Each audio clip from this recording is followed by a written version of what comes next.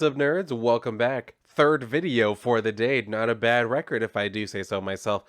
But today I'm talking.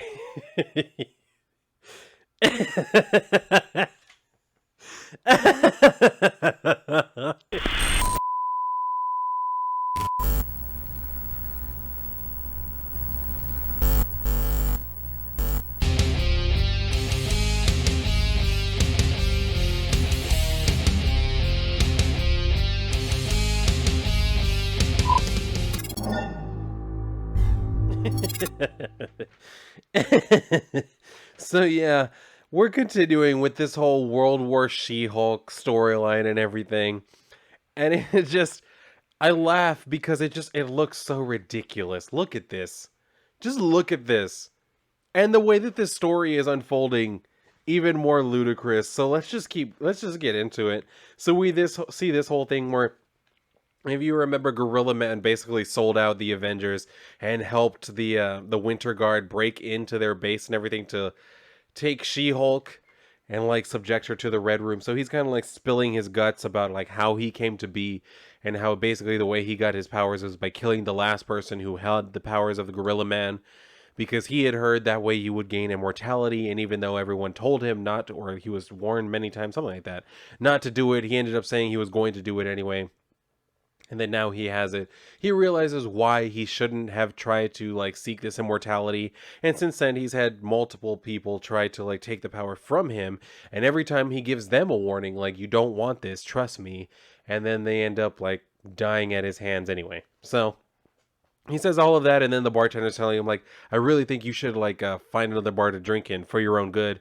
So he just like freaks out and is like telling him like, are you even listening to me and all this bullshit. And then he says, I heard this was the place to come to when you want to have somebody killed. A bar filled with the kind of human garbage who'd gut their own grannies and grin, if it meant surviving another day in their worthless, murderous lives. So, did I hear right? Anybody feel like living forever? But then all of a sudden we see...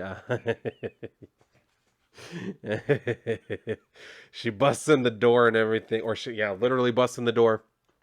And then comes in. He's like, oh my god, those crazy Russians, they actually did it. Yeah, they really did it, bro. So she comes in and she grabs him by the face, and then he's just kind of like pleading with her like, let them have me, please, because all of the other people in there are like, monkey man's hours, and he's just like, please let them have me and everything. But then she just attacks with this like gamma breath that she apparently has now. She does that, and then it says, how can you expect to live the way we live, to go through life like a walking flamethrower? A life that's one long baton death march through the cosmically absurd, becoming some version of a person you find more and more unrecognizable in the mirror every day, without winding up utterly despising yourself. Pretty sure only Captain America has that superpower. So anyway, he's just telling her like, I know I don't, and I'm guessing you don't either, do you, Jenny? You used to try to hide it with yuck yucks and guffaws, but I've always found it's the ones who laugh the loudest who are hurting the most. All right. So he's like, you have every right to kill me. I'd kill me every which way if I was you. I betrayed you to the Winter Guard, betrayed T'Challa and the Avengers. I beat the hell out of Iron Man and can't stop smiling about it. Yeah, what happened with that? Did you kill him? Because we haven't seen anything about that. Anyway, but you don't want to kill me. You're a Hulk. You're cursed enough as it is. At this point, I would have squished his head like a grape. For what it's worth, I'm sorry. Who cares? Sometimes you find yourself in a hole so deep and godforsaken you figure there's no way out. That's where I live, Jenny. Just leave me there and walk away. No, what you should do is drop him off the Grand Canyon and walk away. Anyway, so he's asking her, like, Jenny, are you in there? But we see where she's having this flashback to what actually happened to her, where we see where she was basically in the Red Room and they had, like, vampires feasting on her. So he kind of, like, puts it together. He's like, yeah, I see them. Bite marks. And I know what they mean. While you were a prisoner of the Red Room, the Russians had Dracula's people feed on you to help drain you, break you down, so they could build you back the way they wanted. In return, Drac got to keep the blood. Jennifer, listen to me. Whatever you think you're planning, whatever you want my help with, just know it's what the Russians want you to do. It's what the Red Widow implanted in your mind. Go home. Go back to the Avengers and let them, but all of a sudden she just like does the super jump, takes off with him. And so that's where we go over now to what is this, Blade, where he kind of like shows up and finds where basically She went and hunted down all of the vampires who had been feasting on her because they were like, I guess, holed up in this compound in Chernobyl. And so Blade shows up and finds like the place has been destroyed, all of the vampires are dead. And so he's talking to Black Panther while he's doing all of this.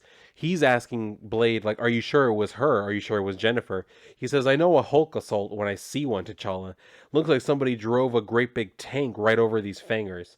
She wasn't alone though. Judging by the smell, she had a drunken gorilla helping her. I'm guessing that's your renegade butler."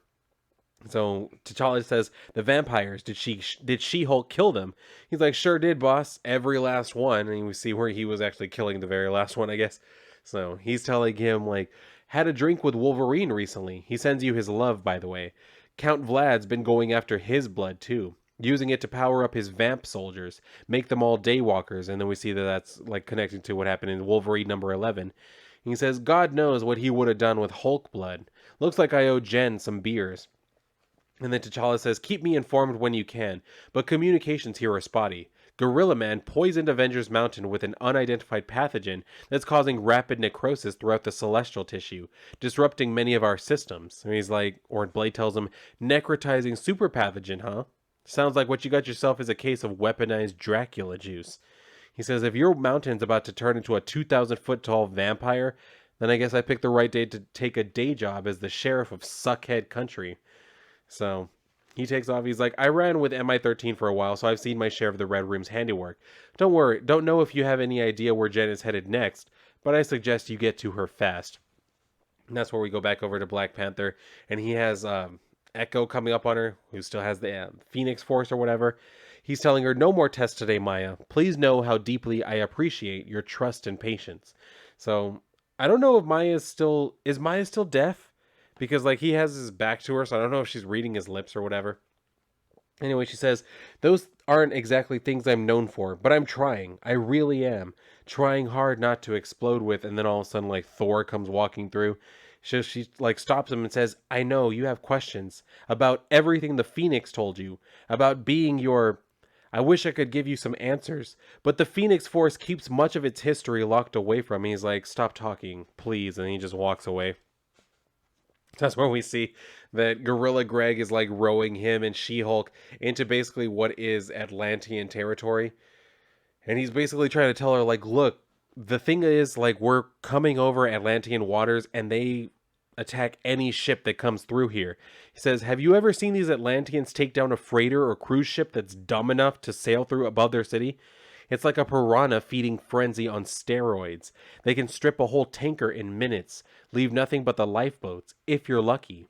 And he's telling her, like, they know we're here. They're probably already circling the boat and everything. And then he's telling her, like, "She-Hulk, this is exactly what the Red Widow programmed you for. It's what the Russians want. It's what the whole surface world wants. They're counting on you to go down there, fists flying," and then all of a sudden she just jumps into the water. So he's saying, like, "Just row away, Ken. Row straight to the nearest bar." But he doesn't get a chance because, of course, the Atlanteans all of a sudden jump out of the water and start attacking him and shit. So he's trying to say, like, because they call him a human or whatever, he says, like, "Who the hell are you calling me? Are you calling human?" and everything. So he starts fighting back too. And this is where we see he's basically talking about, like, yeah, basically Jennifer is the ultimate weapon that the Red Room has, like, produced and everything because of the way that she was able to just slaughter all of these Atlanteans and everything. He says, "They're Rumble in the Jungle and everything." He says, "They're Macallan 1926 single malt." He's like, "Looks like when one of those overgrown goldfish wakes up, he'll be in for a big, hairy surprise. Jenny, do a worthless old dying gorilla one last favor. Show me I've been wrong about everything. Show me that real heroes never forget who they are. Only losers like me do. Don't let the Red Widow win. If you go down there, everyone in Atlantis will die, and you'll be..." And then, of course, she just goes... So he's like, "Damn it, She-Hulk." And he's like, "Bunch of dead fish people. That's a real shame. Bet if I close my eyes and lie here for a minute, I'll forget all about it." So, of course, she shows up. She, like, starts swimming in and everything.